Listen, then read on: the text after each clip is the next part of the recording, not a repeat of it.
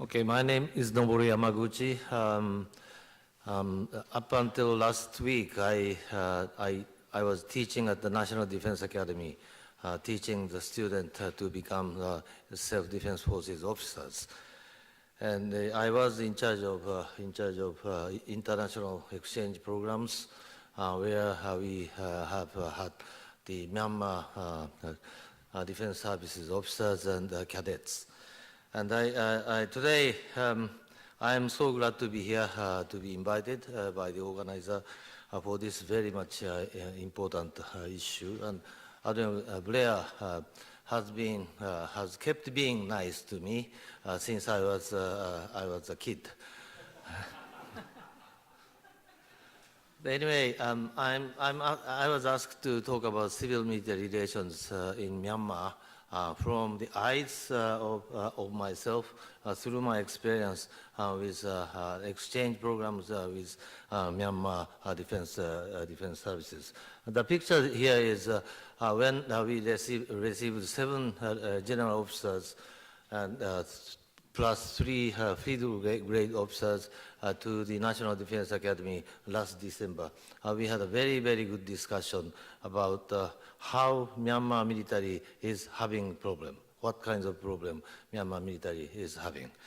Later on, I will touch upon.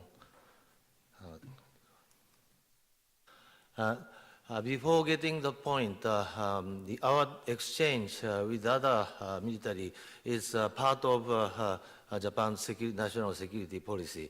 In 2012, end of the 2012, the Abe administration made it clear that our declaratory policy, national security policy, is a proactive contribution to peace, which is a little bit different from simple pacifism, doing nothing. We departed that attitude from attitude of doing nothing towards the proactively contribute to peace of the world. And under which we have 3 pillars of policies. Of course, starting with the defense of Japan's own defense capability. Then, secondly, our alliance with the United States. And thirdly, clearly stated is that we cooperate in security areas, cooperate with partners, starting with Korea and Australia and ASEAN country, Myanmar included, and including China. We have been working on this security cooperation very, very hard. And in terms of my own hunch, National Defense Academy has been playing quite an important role because school, having kids, 18-year-old to 22-year-old kids, that kind of school is an easy starter without too much risk for the foreign militaries. We accept kids, we send kids to other militaries. In total, we have a little bit less than 2,000 undergraduate students. Out of less than 2,000, 120 are from foreign countries, mainly ASEAN countries, and the Korean. We have 3 Korean cadets too, and for the next month. From the next month, we will have two students from Myanmar Defense Service Academy. We are very much interested, excited about having Myanmar students. We know they are, one of the best and brightest. And in addition to those students, accepting students, National Defense Academy has been hosting 2 international conferences annually. One is International Cadet Conference for students. Our students do this.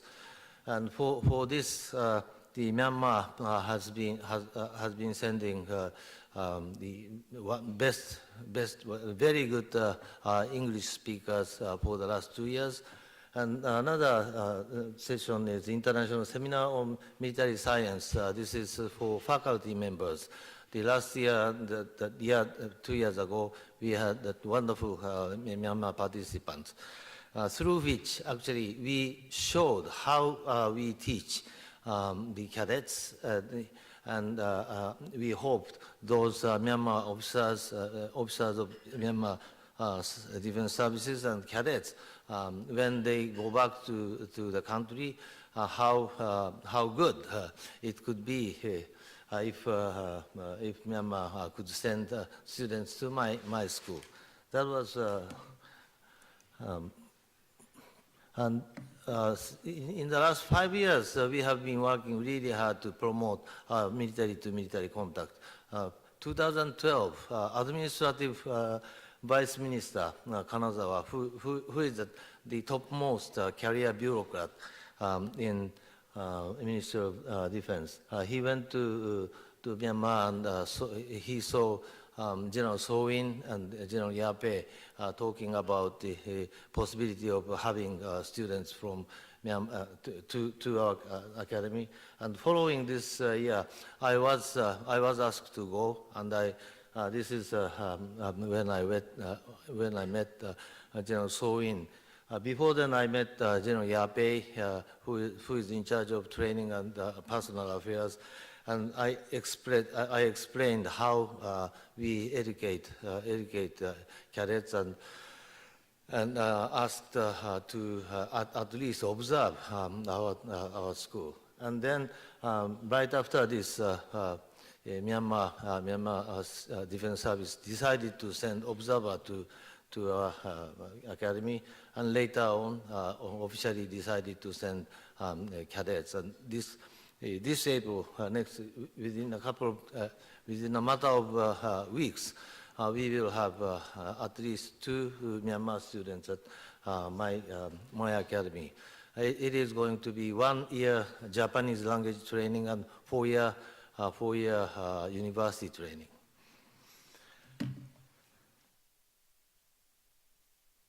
And after that, as I discussed before, Myanmar Defense Service participates in the International Seminar of Military Science 2013, 2014, and Cadet Conference 2, and as I discussed. And there was a track 2 General Flag Officers visit December last year. The Nippon Foundation, which is the sister foundation of Sasakawa Peace Foundation, sister organization, decided to carry out a 5-year program to invite 10 of each year 10 general and flag officers to Japan for a week plus, and to show them how SDF work with politicians, and how we communicate with the society which is totally democratic. And we found this program is very, very, very interesting, and we found the officers visited Japan showed very much interest in our society too. In particular, when we received those 10 officers at National Defense Academy, they told us the Defense Service Academy of Myanmar is having problems with recruit, and even though the number of cadets students are decreasing, and how self-defense forces, National Defense Academy is trying to be attractive to the younger generation is what they really wanted to see, and we show how we attract young people, and they are very much interested in. And one of the things we discussed is our National Defense Academy, totally similar to West Point, Annapolis, and Colorado Springs. We are proud of our college education, And we told them that we have to have healthy competition with civilian colleges and universities. We have to be more attractive than civilian universities with some additional virtue. And through these experience, this is my personal observation. But first thing, my sense is under the military administration, Myanmar's Defense Service Academy used to provide the nation with human resources. And used to produce more than 2,000 graduates a year. That may be a little bit more than enough to fill maybe 300,000 strengths of Myanmar military forces. But now it becomes 500 according to the friends living in Myanmar. That means marginally enough to fill the positions in the military. But it used to be perhaps capable of filling civilian posts by the graduates from Defense Service Academy that produced the best and the brightest young people in Myanmar. But this is not going to be the case anymore. And secondly, democracy and efficiency of the government. Sometimes growing country, the experience. Japan did when we opened up the country in 1868. We tended to depend on samurais for everything, running business, running government. Everything was on samurai's job. But we need to have a democratic nation, and we need to have matured civil society as well. And this may be my misunderstanding, but during my conversation with general officers, we talked about democracy very, very often, and sometimes they look like tired of listening to me. And once, one of them said, okay, we do election. If that's fine. But what he said is we need to right person to the right place. That suggested me, even though we do election, we select those to be elected. That kind of mentality might remain sometimes because older generation, best and brightest, smarter people belong to the graduates from the academy. So it may take quite a long time. And also for healthy civil-military relations,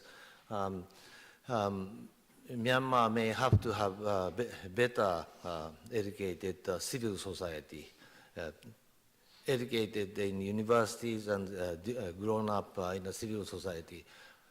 In addition, those highly educated civilians, if they have some military background, that may help to have healthy civil-military relations. So ROTC, Reserve Officer Training Corps type of commissioning way, or in Japan's case, we recruit high school, the university graduates, treating almost the same as academic graduates. Those people may go out from the military to take higher responsibility in civilian society. Thank you very much.